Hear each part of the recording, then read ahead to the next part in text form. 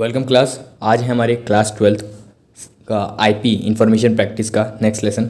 I know काफ़ी ज़्यादा gap हो गया था बट अब हम लोग रेगुलरली चलेंगे। आज की वीडियो में हम लोग कवर करने वाले हैं सीरीज़ एंड डाटा फ्रेम। ये दो ऐसे टॉपिक्स हैं जो कि आपको बेसिक हैं, आपको आने ही चाहिए पांडास में एंड पाइथन में। आपके एग्जाम्स में पूछे जाते हैं कि कुछ एम्प्टी प्रोग्राम्स में आगे आपको बताऊंगा एंड इनके अंदर कैसे कैसे प्रोग्राम्स हो सकते हैं। ये आज मैं थ्योरेटिकल पार्ट आपको पूरा पढ़ाने वाला हूँ। सबसे पहले आपको मान के चलना है सीरीज़ क्या है। हमेशा आपको ऐसे याद करना है, मैंने जैसे बताया था, सीरीज़ हमेशा आपको वन डायमेंशनल स्ट्रक्चर याद करना है। मैं आपको बता रहा हूँ कि आप कैसे दोनों में डिफ्रेंशिएशन करोगे। तो सीरीज़ को 1 मान लो, डाटा फ्रेम को 2 मान लो। अब इसको करना कैसे है, सीरीज़ में सिर्फ एक वर्ड है तो उसको वन डायमेंशनल स्ट्रक्चर बोला जाएगा। डाटा फ्रेम में डाटा और फ्रेम 2 वर्ड हैं इसलिए इसको 2D यानी 2 डायमेंशनल स्ट्रक्चर बोला जाएगा। इस तरीके से आप इसका डिफ्रेंशिएशन याद कर सकते हो। अब हम लोग आते हैं सीरीज़ पे। सीरीज़ क्या होती है, सबसे पहले सीरीज़ मैंने बता दिया। सीरीज़ एक वन डायमेंशनल डाटा स्ट्रक्चर है, ठीक है। ये याद रखना, 1D डायमेंशनल स्ट्रक्चर या वन डायमेंशनल स्ट्रक्चर। इसका जब भी आपको शेप निकालना होगा या डाटा टाइप निकालना हो तो आपका हमेशा वन डायमेंशनल ही आएगा। वो हम आगे एट्रीब्यूट्स में पढ़ेंगे एंड काफ़ी सारे फंक्शंस हैं उसमें ये सब आएगा। सबसे पहले है इसका वन डायमेंशनल स्ट्रक्चर जो कि मैंने आपको बता ही दिया। नोट बनाते हुए चलना साथ साथ में, आपके एग्जाम के एक दिन पहले रिवीजन करने में काफ़ी ज़्यादा काम आएगा। तो अगर आपको मेरे नोट्स चाहिए तो आप लोग टेलीग्राम ज्वाइन कर सकते हो, लिंक आप सभी को डिस्क्रिप्शन है अबाउट सेक्शन में मिल जाएगा। वहाँ पे मैं सारे नोट्स अपलोड कर दूँगा।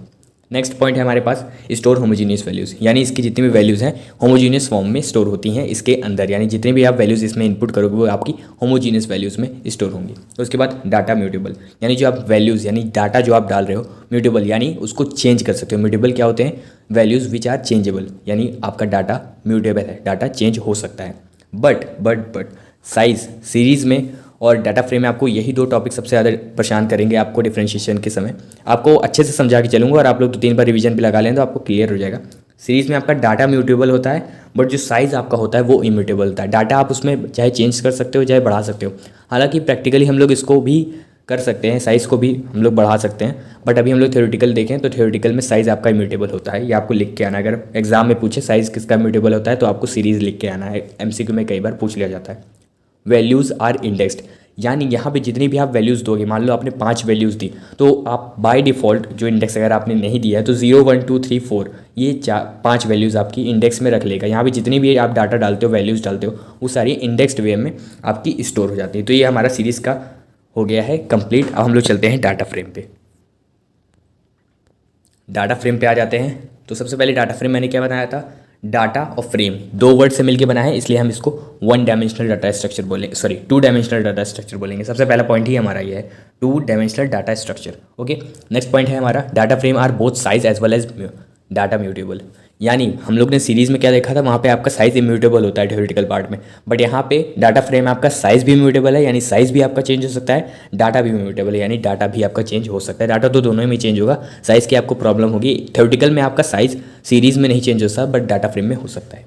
नेक्स्ट है आपका created using list by list, list of dictionary, dictionary of dictionary. ये उतना कुछ याद करने वाला टॉपिक नहीं है, बस एक बार रीडिंग ले लेना। कई बार MCQ में पूछ लिया जाता है कि list of list, list of dictionary, dictionary of dictionary किस फॉर्म से बनता है, सीरीज से या डाटा फ्रेम से या किसी से नहीं या बोथ। तो आपको डिक्शनरी पे टिक लगा के आना है अगर MCQ में पूछ लिया गया 1 मार्क्स में। उसके बाद लास्ट टॉपिक हमारे पास बचता है, इसको मैं थोड़ा सा ऊपर कर देता हूँ हटा के। ओके, तो यहाँ पे आपका है data stores in the form of rose and columns. वहाँ पे क्या था, डाटा आपका इंडेक्स्ड वे में, इंडेक्स लेबल्ड वे में स्टोर हो रहा था, बट यहाँ पे आपका रोज एंड कॉलम्स के वे में फॉर्म हो गया, यानी इंडेक्स तो होंगी बट इसके रोज भी होंगे, कॉलम्स भी होंगे। वहाँ पे आपके ना ही कॉलम्स होते थे ना ही रोज होते थे। रोज बेसिकली आपकी सिर्फ एक बस जितने भी आप वैल्यूज़ दोगे उस हिसाब से, और कॉलम्स तो होते ही नहीं थे, बट यहाँ पे आपको कॉलम भी बना सकते हो और आप रोज भी बना सकते हो। डाटा को स्टोर ज़्यादातर लोग डाटा फ्रेम में ही करवाते हैं, बिकॉज सीरीज़ में आप एक ही वैल्यूज़ दे सकते, एक ही रो में वैल्यूज़ दे सकते, एक ही कॉलम में वैल्यूज़ दे सकते हो, तो सीरीज़ उतना ज़्यादा मतलब कामदायक नहीं है, बट डाटा फ्रेम ज़्यादातर लोग यूज़ करते हैं। ये आपको एक जनरल नॉलेज के लिए बता रहा हूँ। डाटा फ्रेम में आपकी जो डाटा है वो रोज़ एंड कॉलम्स वे में स्टोर होते हैं और वहीं आपकी जो सीरीज़ है वहाँ पे वैल्यू इंडेक्स्ड होती है। तो होप आप सभी को आज की वीडियो पसंद आई होगी। कोई भी डाउट हो तो कमेंट सेक्शन में आ जाना, नोट्स आपको टेलीग्राम पर मिल जाएंगे। मिलते हैं आप सभी को अपने नेक्स्ट लेसन में, तब तक के लिए take care everybody, bye bye, जय हिंद, जय भारत।